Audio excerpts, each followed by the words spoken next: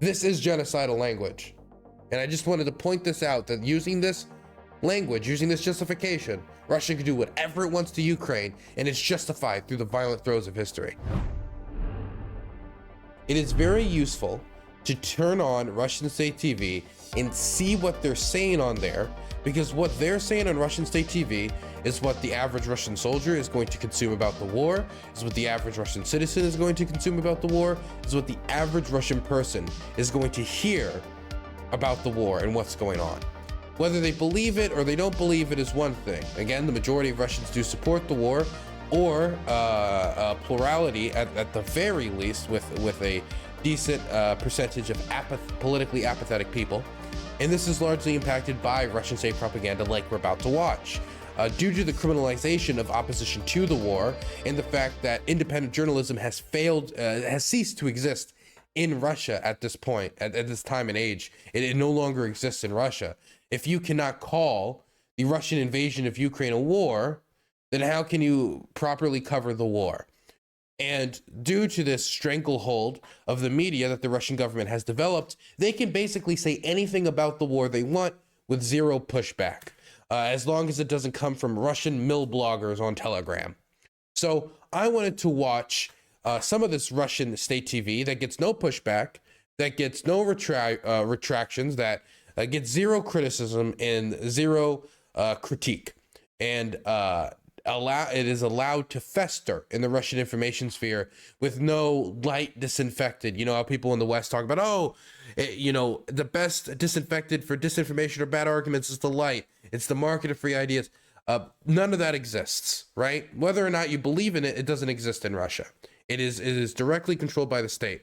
And so on Russian state TV recently, one of the hosts decided that they were going to talk about the fate of Ukraine, what Ukraine was destined to do.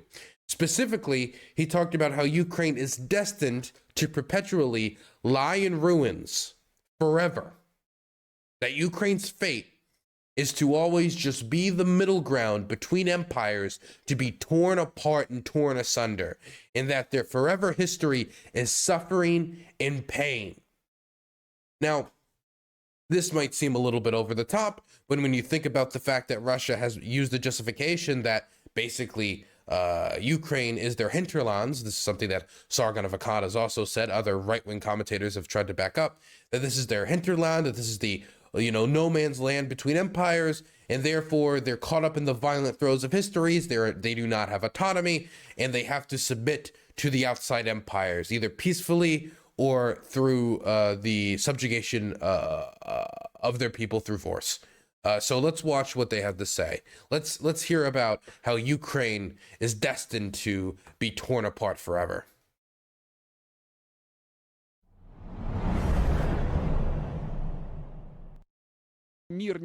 Peace is impossible.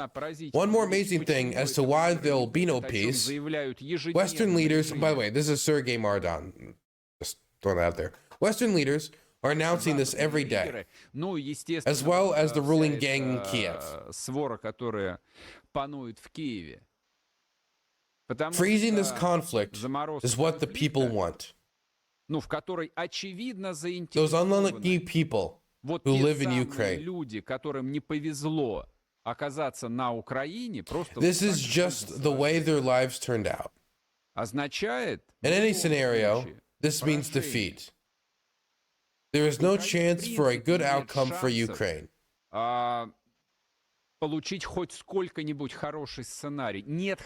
Because there is no good scenario. It does not exist. Everyone understands that a textbook victory over Russia is impossible.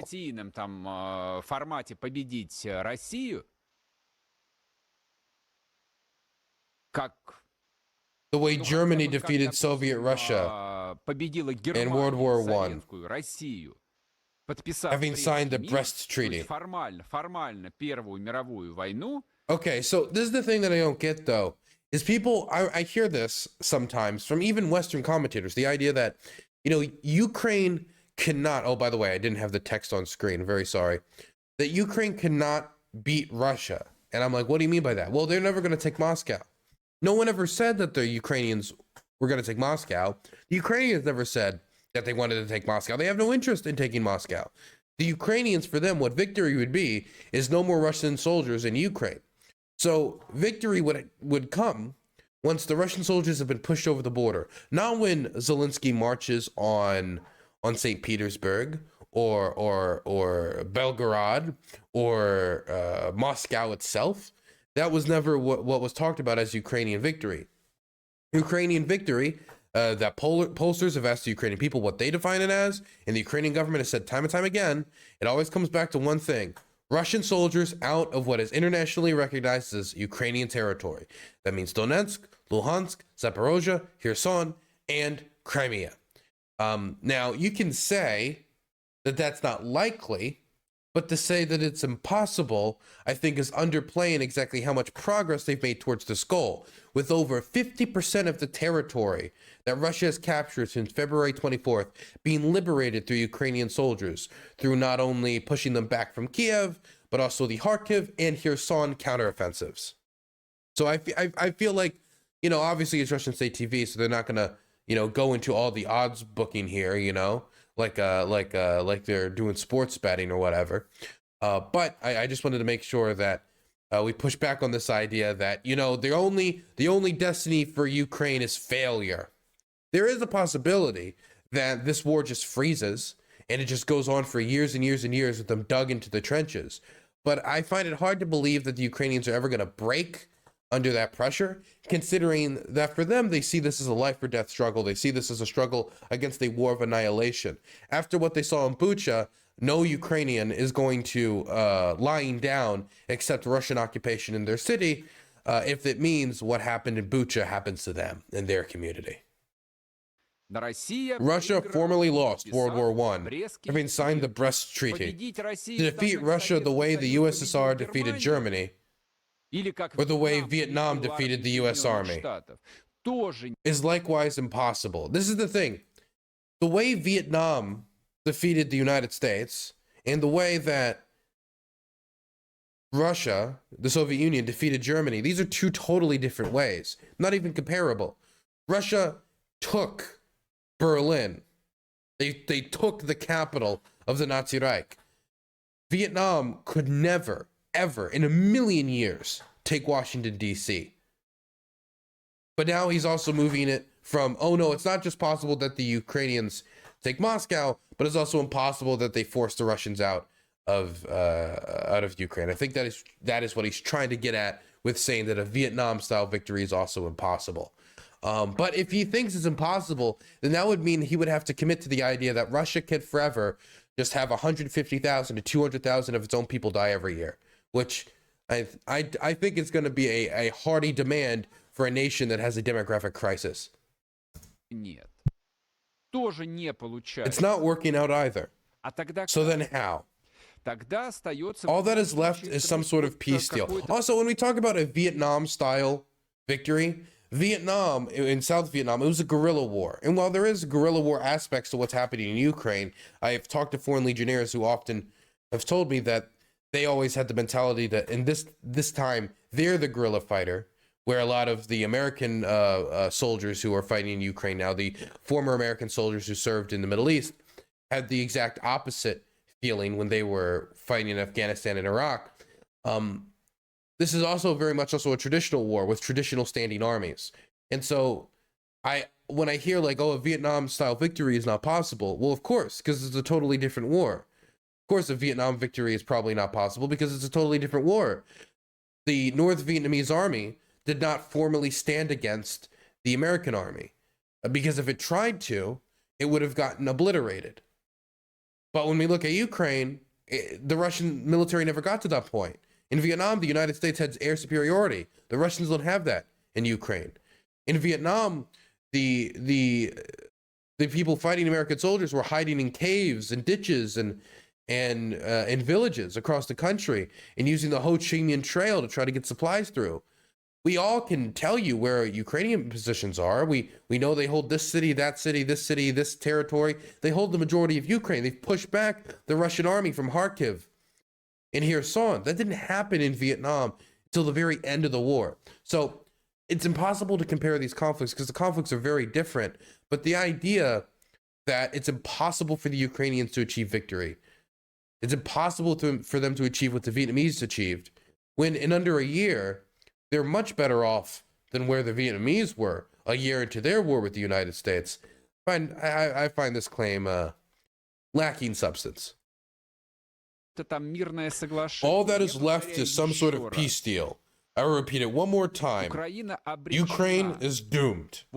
It is an amazing place with an amazing fate, like a sinkhole that leads to hell, where history walks in circles. The historical circle is of a small diameter. It's a ruin that repeats time and time again. Fiery whirlwinds keep rolling through this land, leaving nothing in their wake. Practically every 100 years. What Ukraine will come to, in either case, is ruin. The Ukrainian history has this concept: anarchy, chaos, and horror. The Chinese or the Anglo-Saxons call it a dominion of warlords. Basically, the utter devastation when a farmer has no place to go. In the best case scenario, not just at some point, but tomorrow, and everyone knows this. It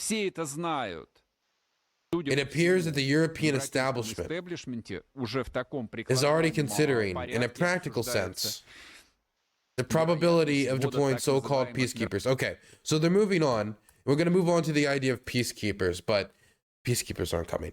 At least not anytime soon. This idea that Ukraine is just in the cycle of history, that Ukraine has always been how it is right now, getting bombed, getting destroyed, chaotic, full of horror and terror and destruction, that its destiny, Ukraine's destiny, is to suffer and to live in ruins. This type of fatalistic determination about what the fate of these people are is to remove responsibility from the Russian government and the Russian people for inflicting the horrors of war upon the Ukrainian people by force through an invasion. If the Russian propagandists can argue that no, it wasn't their fault for the massacres at Bucha, it wasn't their fault for the massive bombing campaign that killed civilians and women and children. It wasn't their fault for the endless lists of war crimes that'll be revealed in the future once this war is done. It's not their fault for the largest mass grave in Europe being unveiled in Izium, over 440 bodies. It's not their fault that rape is being used as a weapon of war. It's not their fault their quote-unquote cleansing operations operated in the Kiev Oblast, executing people after going door to door in summary executions of those associated with the government and or military or anything pro-Ukraine. It's not their fault. This is just destiny. Burns is an immoral, morally corrupt, bankrupt man. Hamza Prime, thank you so much for the gifted. This is just how things are. Ukraine was always going to suffer. Ukraine was always going to be destroyed. Ukraine was always going to be in ruins. So how can you blame Russia for anything if that's always what Ukraine was going to end up like? If Ukraine was always destined to be bombed, slaughtered, murdered, killed, with the population going through a demographic crisis every 50 to 100 years, how can you blame Russia for anything? That's the end result of this logic. If you can advertise that the destiny of these people is to live in chaos, death, and destruction, then when you inflict chaos, death, and destruction upon them, that's not you inflicting chaos, death, and destruction. That's not you being cruel. This is not you committing war crimes. This is not you committing atrocities. This is not you breaking international law. This is you simply fulfilling destiny. It is the destiny of the Ukrainian people to be annihilated through the violent throes of history. This is genocidal language. Genocidal language does not need to be go out and kill A, X, and Z person, go out and kill A, B, and C person. Saying that it is the destiny of a people to eternally suffer and be destroyed is genocidal language, because this language could be easily used to justify any action against them as simply fulfilling the historical relationship between the Russian people and the self-hating Russians, aka the Ukrainians, in the perspective of the Russian government. This is genocidal language. And I just wanted to point this out, that using this language, using this justification, Russia can do whatever it wants to Ukraine, and it's justified through the violent throes of history. It appears that the European establishment is already considering, in a practical sense, the probability of deploying so-called peacekeepers on the territory of Ukraine. Well, Medvedev responded to that today clearly and concisely. The armed forces of the Russian Federation, by the way, he's talking about these peacekeepers. I don't even know what he's talking about. Because as far as I can tell, both the American government and basically every single European government has been consistent in the idea that they do not want to deploy troops to Ukraine, but they want to supply Ukraine with the weapons necessary for it to defend themselves. The Russian Federation will consider the peacekeepers to be legitimate military targets. Whoever they are, whichever country they are from, if you show up with white ribbons on your helmets, you will get bombed and missiles in response. This is the interesting part about this, because if you tune into other Russian state media shows, they will claim that NATO soldiers are already in Ukraine.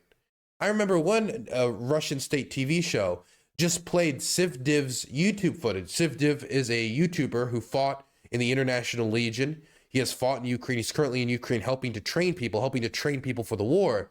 They just posted his footage that he has publicly available on YouTube of his time as a foreign volunteer, and they just claimed that he was a NATO soldier, claimed he was a quote-unquote NATO mercenary. He isn't.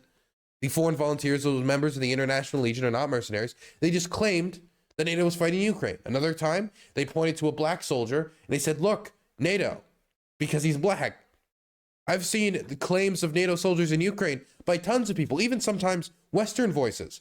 For example, Kim.com, former candidate for parliament in New Zealand, former political candidate, and Seth Rich, conspiracy theorist, also claimed that they were NATO soldiers in Ukraine. Again, using Sivdiv's footage, which he just straight up ripped from his YouTube channel, just with a Russian state media logo slapped on top of it.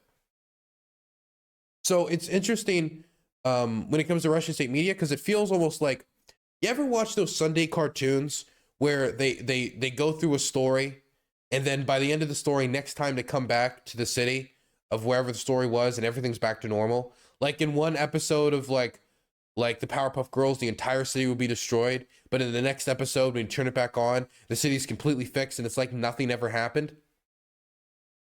Sometimes a good example of this would be in South Park, how like Kenny will die at the end of episode. Oh my God, they killed Kenny. But the next episode, Kenny's back. That's what it feels like with Russian state media. Well, they'll say, oh my God, there's NATO soldiers in Ukraine. And then by the next broadcast, they've forgotten about that time that they claimed that there were NATO soldiers in Ukraine. And now they're freaking out about the possibility of NATO soldiers in Ukraine. Oh my God, they better not deploy NATO soldiers in Ukraine. What do you mean? Last week you claimed that they deployed NATO soldiers in Ukraine. Now it's a month later, and now you're scared they might deploy NATO soldiers in Ukraine? I thought you said they already did that. But it's like a Saturday morning cartoon. Every single time they turn on an episode of Russian state TV, it's like nothing ever happened, and you're free to color whatever fantasy world into reality that you want to. Yes, Ukraine is doomed to drink its bitter cup, to drink its endlessly bitter cup to the very bottom. In 1991, there it is, by the way, there it is again, this idea that Ukraine's history is to suffer. It sounds very much like Sargon of Akkad when he was talking about Russia, that it's just suffering, so it has to be authoritarian. The Russians are saying that whatever they do to Ukraine, it is just simply fulfilling its historical purpose. And its historical purpose is to suffer. And for the Ukrainian people to desire more than suffering, more than just being the hinterlands of the Russian people, more than just being consistently caught in the violent throes of history, if they wish to sign up to the European project, which is guaranteed peace and stability for those who have signed up to it. Immoral, morally corrupt, bankrupt man. EU member states don't invade each other. NATO member states don't invade each other. Wanting to sign up to that project, to remove themselves from the so-called destiny, is offensive to the Russian.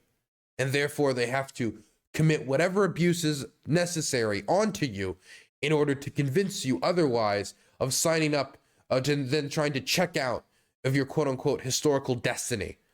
Poggy84, thank you so much for the tier 1 and being sub for 10 months. Oh, actually, and you just subbed at tier 3 for 10 months. My goodness, thank you very much. My goodness, you're becoming a little chieftain of the gutter chat, a little mafia boss. You've decided to be a little mafia boss instead of signing up on site chat, huh? Some people are just gutter chat nationalists, can't be helped. Millions, listen to this. Its destiny is to drink its bitter cup to the very bottom. In 1991, millions of people had the misfortune to end up there. For their children and grandchildren to be born there. They were unlucky. This is not the way they had imagined their fate. Well, it happens. Listen to him. It's like, oh, for all the people born in Ukraine, sucks for you. Should have been born somewhere else, scrub. My goodness, man. But again, this type of dialogue on Russian state TV, this is not an abnormality. What we just listened to is not abnormal. I know it's genocidal-like language. It's a type of justification that could be used to justify any action against Ukraine. It's ridiculous. It's silly. It's horrific. But it is not rare on the Russian airwaves. This type of dialogue is horrifically commonplace among Russian state media. And to push back against this, to say like, well, I don't like this logic because it led to what happened in Bucha. That would be discrediting the armed forces of the Russian Federation, 5 years in prison.